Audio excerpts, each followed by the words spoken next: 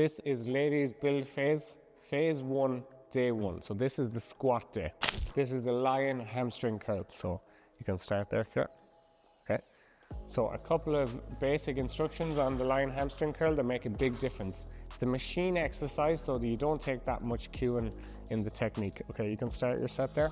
So the first thing is that you have your hips in the right place. A lot of people get the simple mistake wrong of putting their hips too far back or too far forward, and it feels awkward. You can't really feel it on the hamstrings as much as you should. Just make sure your hips are in the right position. And the second thing is to make sure you come all the way up like Kira's doing there, where the pad is touching the hamstrings.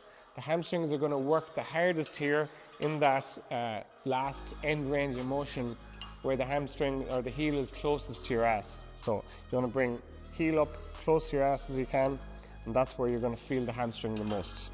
So all the way down, the calves is going to work mainly at the bottom, but after you get to the first 10%, 15% of the range of motion, it's going to be all hamstring, and squeeze all the way up.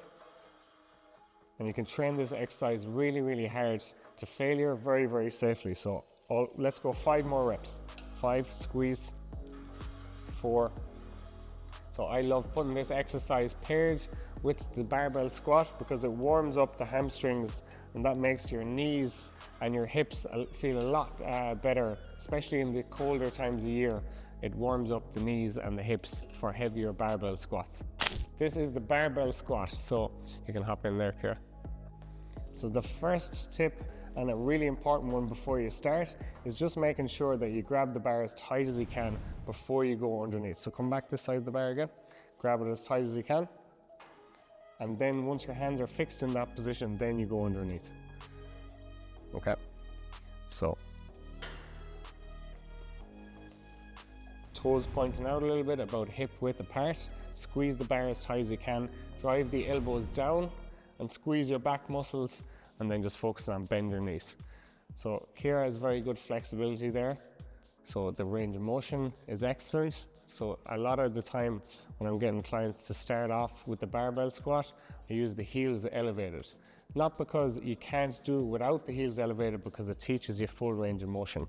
So when you go in and you remove the heels elevation, you can still use a big range of motion.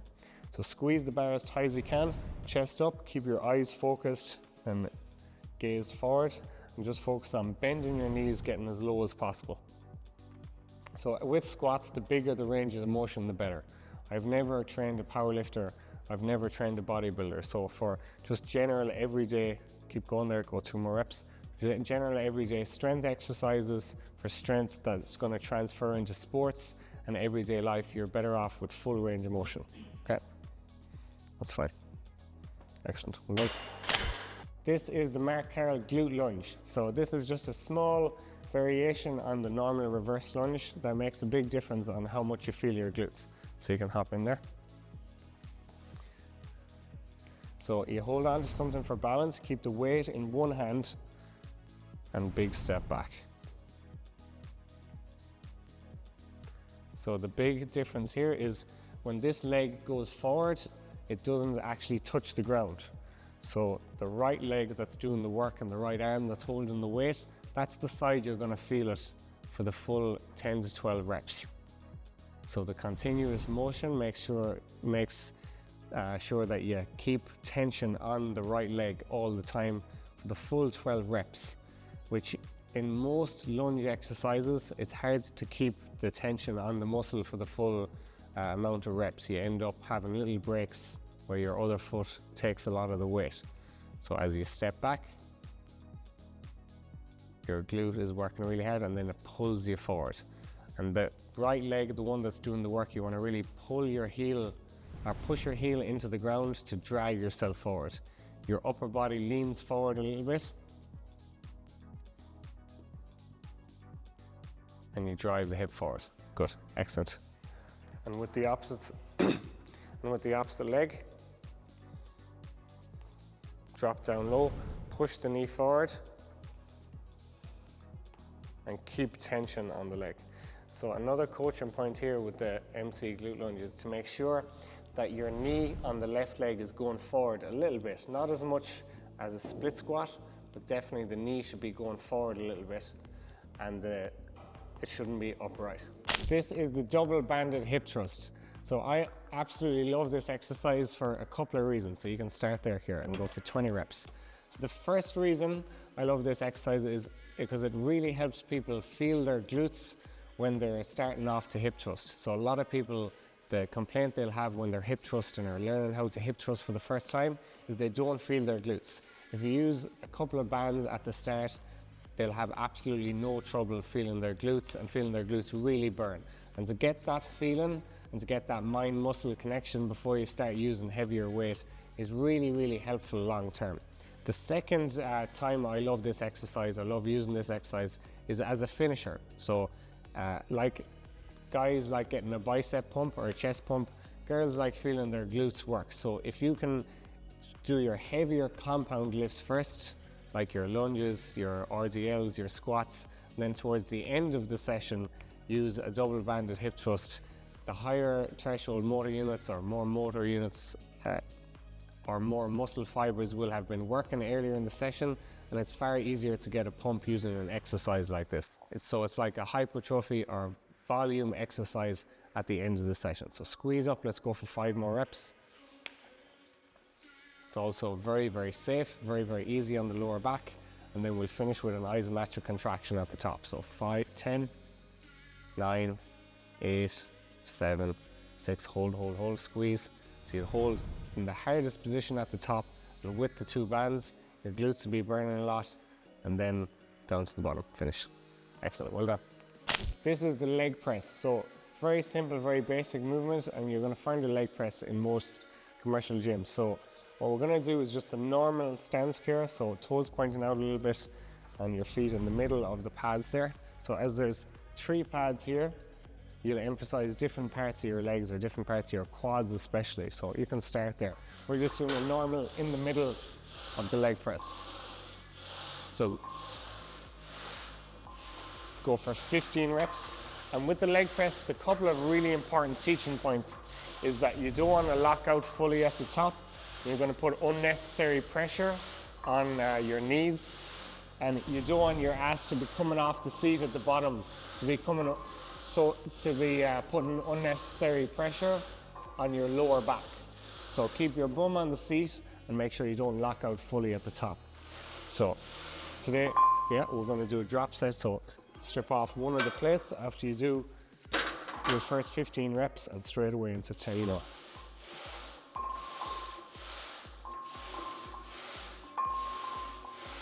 So almost every single time that I use a leg press, I'd be doing drop sets on the final round. So you don't load up a leg press too heavy and go for 5 to 8 reps. That's completely pointless, and it's very daft in a lot of cases because it can be dangerous. But if you use the leg press properly, you go for higher reps and you do drop sets, and you can work the legs really, really hard to failure. So this is a double drop set where we do 15, then 10 more, take off some more weight, and do 10 more finally.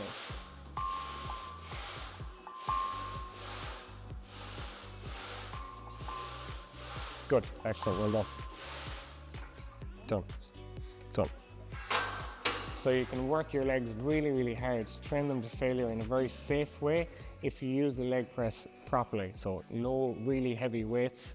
That's what more for your deadlifts, your hip thrusts, and your squats are for. For the leg press, it's more about muscle activation and constant tension.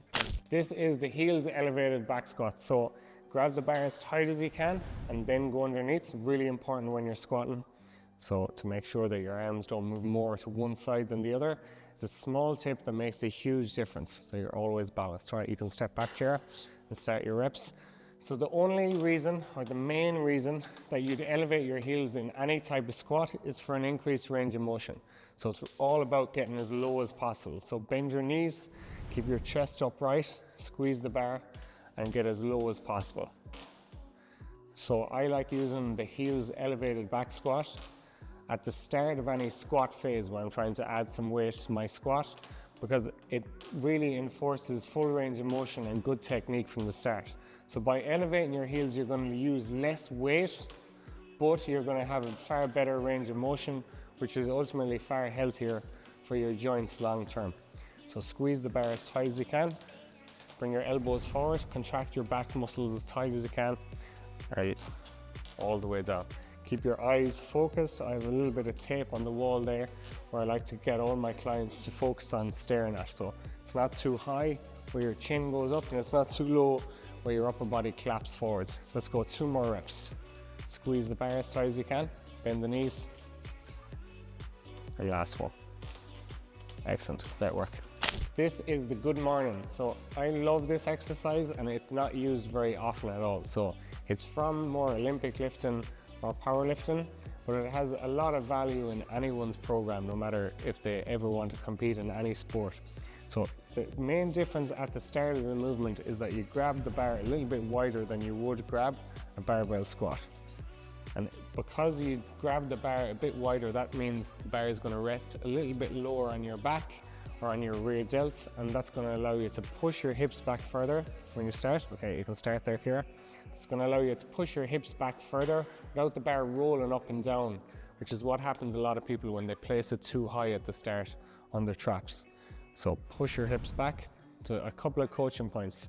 That's textbook perfect technique. So the main coaching point at the start is you want to focus on pushing your hips as far backwards as you can.